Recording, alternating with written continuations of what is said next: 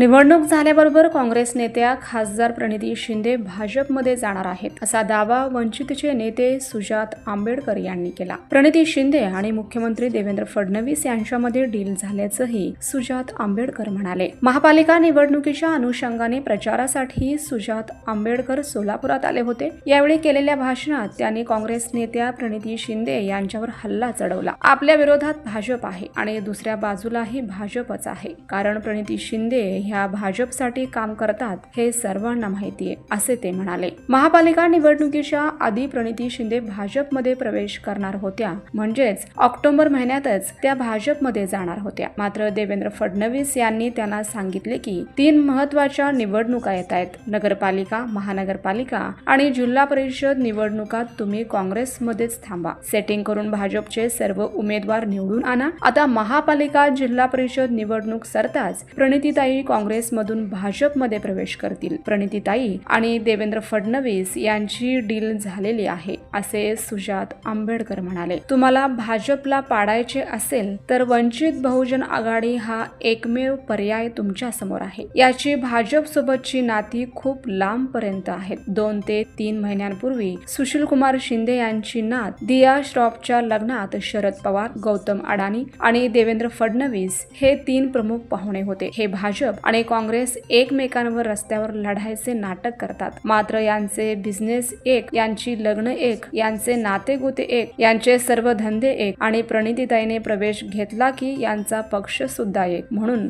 काँग्रेसच्या नादाला लागू नका. तुम्ही काँग्रेसला मत दिले म्हणजेच भाजपला मत दिल्यासारखे होते. सोलापूरच्या काँग्रेसच्या खासदार हे भाजपसाठी काम करतात हे अख्ख्या जगाला कळून चुकलं आहे, असे सुजात आंबेडकर म्हणाले.